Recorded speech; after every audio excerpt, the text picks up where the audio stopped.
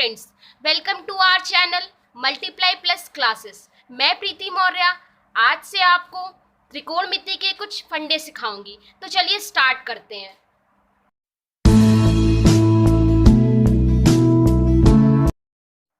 जैसा कि आप लोग देख सकते हैं, यहाँ लिखा हुआ है त्रिकोणमिति।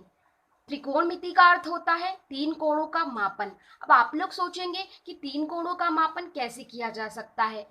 तो तीन कोणों का मापन हम त्रिभुज के माध्यम से कर सकते हैं, लेकिन त्रिकोणमिति में समकोण त्रिभुज का योगदान सबसे महत्वपूर्ण होता है। तो चलिए स्टार्ट करते हैं। समकोण त्रिभुज बनाने के लिए हम क्या करते हैं, एक त्रिभुज बनाते हैं जिसमें एक कोण 90 डिग्री होता है और बाकी दो कोण न्यून कोण होते हैं। ऐसा इसलिए होता है क्योंकि जो त्रिभुज होता है उसके तीनों कोणों का योग 180 डिग्री होता है। अब त्रिकोणमिति में जो समकोण त्रिभुज होता है वो एक प्रमेय का अनुसरण करता है जिसे पाइथागोरस प्रमेय कहते हैं।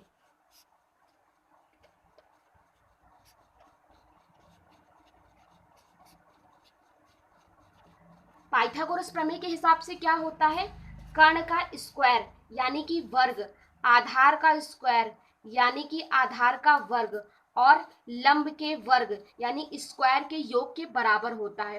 अब आप लोग सोचेंगे ये कर्ण आधार लंब क्या होता है, तो चलिए मैं समझाती हूँ। हमने त्रिभुज की नंबरिंग कर दी। अब इसमें ये जो ए बी रेखा है ये जमीन से जुड़ी हुई है, तो इसे हम यहाँ पे आधार कहते हैं।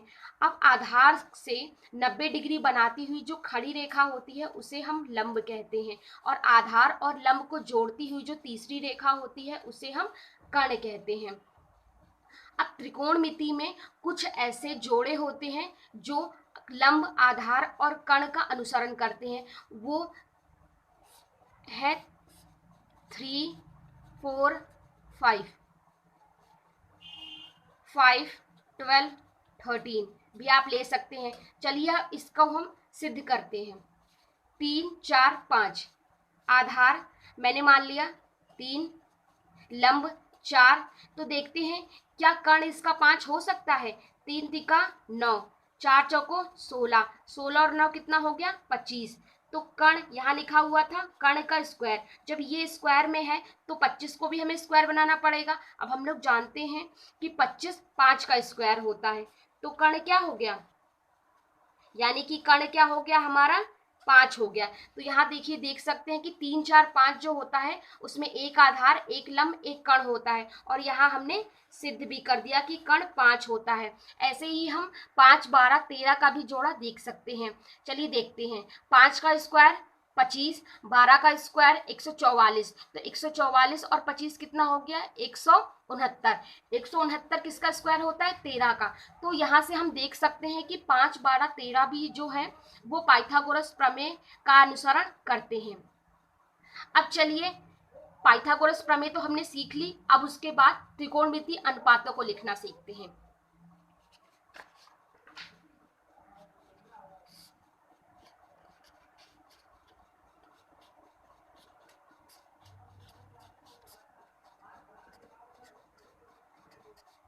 त्रिकोणमिति में 6 अनुपात होते हैं। 3 आपको याद करने होते हैं, बाकी जो अन्य 3 अनुपात होते हैं वो जो हमने 3 अनुपात सीखे हुए हैं उसी का व्युत्क्रम होते हैं। तो चलिए स्टार्ट करते हैं। सबसे पहले हम एक त्रिभुज बना लेते हैं, क्योंकि त्रिकोणमिति में त्रिभुज के बिना कोई भी काम नहीं होता है। Sine, cos, tan. अब मैंने बताया था 3 इसके व्युत्क्रम होते हैं। कॉसेक जो साइन का व्युत्क्रम होता है, सेक जो कॉस का व्युत्क्रम होता है, कॉट जो टेन का व्युत्क्रम होता है। अब चलिए मान लेते हैं हमें कोण ए का साइन लिखना है, तो सबके आगे कोण ए लगा देते हैं।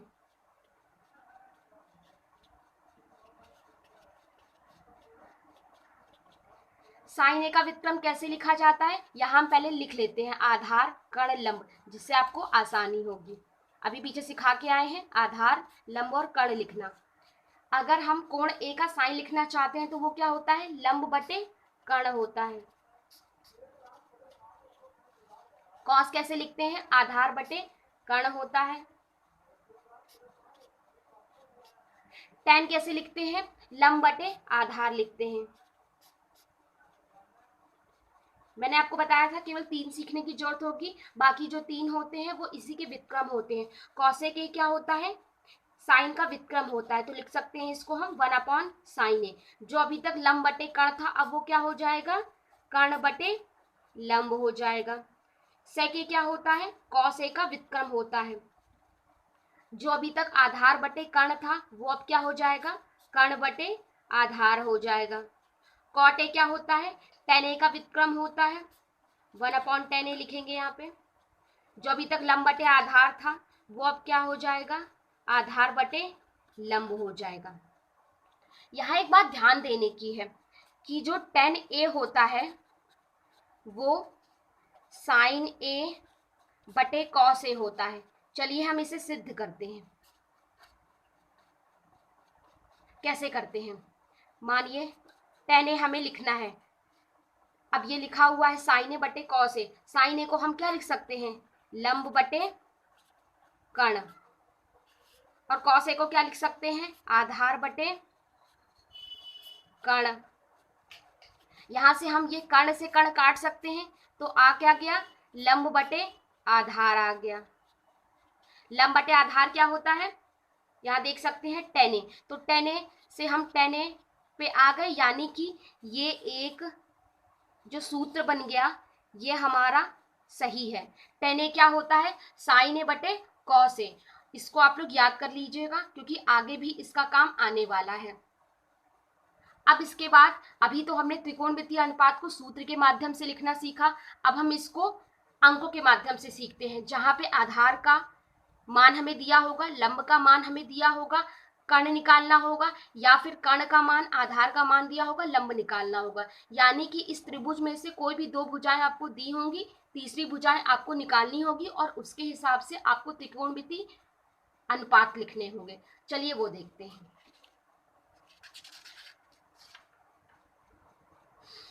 त्रिकोणमितीय अनुपात लिखने के लिए 2 तरह की शर्तें आपके पास आ सकती हैं। तो पहली शर्त हम देखते हैं, जिसमें आपको दिया है त्रिभुज ABC है, जिसमें B जो है वो समकोण है। इसमें आपको सबसे पहले एक त्रिभुज बना लेते हैं ABC, जिसका एक कोण 90 डिग्री है। ठीक, अब यहाँ आपको दे सकता है AB दे सकता है, BC दे सकता है। चलिए हम लिख लेते हैं, AB हम मान लेते हैं 3, BC मान लेते हैं 4 सेंटीमीटर। अभी मैंने आपको बताया था कि आपको 2 भुजाएं दी होंगी, तीसरी भुजा आपको निकालनी होगी, और जब ये तीनों भुजाएं हमें पता हो जाएंगी तो हम इसके सारे के सारे त्रिकोणमितीय अनुपात लिख सकते हैं। वही हम यहाँ करेंगे।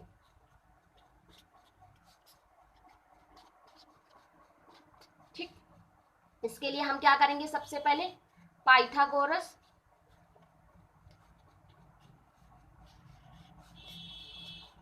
प्रमेय लगाएंगे। उसके लिए क्या करेंगे, मैंने अभी आपको लिखना सिखाया था, कर्ण का स्क्वायर बराबर आधार का स्क्वायर प्लस लंब का स्क्वायर का योग। वही अब हम यहाँ भी कर सकते हैं, बट हम आपको एक नया तरीका बताते हैं, जिसमें हम क्या करेंगे, AC स्क्वायर बराबर का AB square plus BC square. Paper में आप इन दोनों में से किसी भी एक तरीके से लिख सकते हैं। AB हमें दिया हुआ है 3 का स्क्वायर, BC हमें लिखा हुआ है 4 का स्क्वायर, 3 तिक्का 9, 4 चौको 16, 16 और 9 25। यहाँ ये AC स्क्वायर है, 25 को हम 5 का स्क्वायर लिखेंगे। यहाँ ये AC स्क्वायर है, तो AC क्या हो जाएगा, 5 सेंटीमीटर। आप हमेशा कभी भी जो मात्रक लिखेंगे वो सबसे आखिरी में उत्तर में लिखेंगे, क्योंकि अगर आप यहाँ सेंटीमीटर का स्क्वायर लिखते आ जाएंगे तो यहाँ बहुत गंदा लगने लगेगा। इस वजह से आप जब भी मात्रक लिखेंगे तो सबसे आखिरी में लिखेंगे। अब आपने AC निकाल लिया, तो यहाँ हम लिख देते हैं इसको, AC 5 सेंटीमीटर लिख देते हैं। अब आपने अगर यहाँ पे लिख दिया तो आपको उसके बाकी बचे हुए अनुपात लिखने में बिल्कुल भी परेशानी नहीं होने वाली। नहीं तो इससे क्या होगा, अगर आप नहीं लिखेंगे तो बार बार आपको यहाँ पे आके देखना पड़ेगा। AB कितना है, 3 सेंटीमीटर, BC कितना है, 4 सेंटीमीटर। ठीक, चलिए हम अनुपात लिखते हैं। साइन ए लिखना है, ए का हमें साइन लिखना है। अभी मैंने आपको सिखाया था वो क्या होता है, लंब बटे कर्ण होता है, 4/5। cos a लिखना है, वो हम कैसे लिखेंगे, आधार बटे कर्ण होता है, सीधे देख के 3/5। tan a लिखना है, वो क्या होगा, लंब बटे आधार 4/3। मैंने आपको बताया था ये 3 आपको लिखने की जरूरत पड़ेगी, अगले 3 इसके व्युत्क्रम होते हैं। cos a के यहाँ क्या हो जाएगा, 1/sin a, यानी कि इसी का उल्टा कर देंगे, 5/4। sec a जो कि cos a का व्युत्क्रम होता है, अभी जो 3/5 था वो क्या हो जाएगा, 5/3। cot a क्या हो जाएगा, tan a का व्युत्क्रम हो जाएगा, जो अभी तक 4/3 था वो अब क्या हो जाएगा, 3/4। तो इस तरीके से आप सारे के सारे त्रिकोणमितीय अनुपात लिख सकते हैं अगर हमें किसी त्रिभुज में 2 भुजाएं दी हो, तीसरी भुजाएं निकाल के।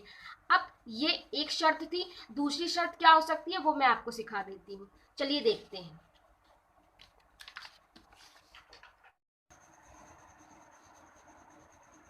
दूसरी शर्त क्या है, इसमें आपको अनुपात दिया होगा, जैसे कि tan a बराबर 5/12। उसके बाद वो त्रिकोणमितीय अनुपातों के बारे में बोलेगा कि सारे त्रिकोणमितीय अनुपात लिखिए।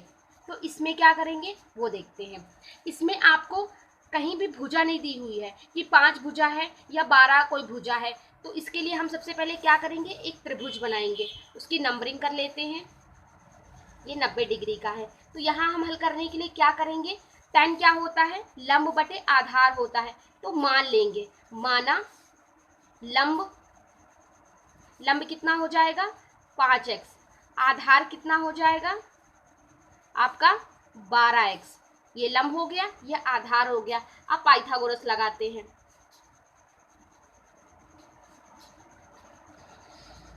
पाइथागोरस के हिसाब से AC स्क्वायर बराबर क्या हो जाएगा, AB square plus BC square. अब यहाँ लिखते हैं AB यानी कि जो हमारा आधार है वो कितना है, 12x, उसका स्क्वायर, और हमारा लंब कितना है BC 5x, 5x का स्क्वायर यहाँ लिख लेते हैं। ये 144x स्क्वायर हो जाएगा और ये 25x स्क्वायर, इसको जोड़ेंगे तो क्या आएगा, 169x स्क्वायर, ये AC स्क्वायर की वैल्यू।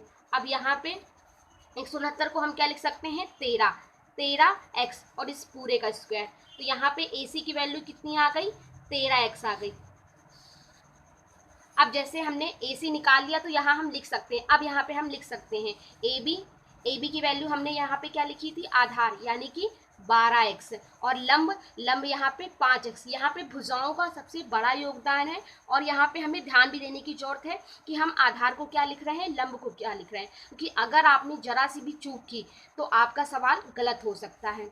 अब चलिए यहाँ पे सारे अनुपात लिखते हैं। साइन लिखना है हमें, साइन क्या हो जाएगा आपका, लंब बटे कर्ण हो जाएगा, तो 5x/13x, x कट के आंसर क्या आ जाएगा, 5/13।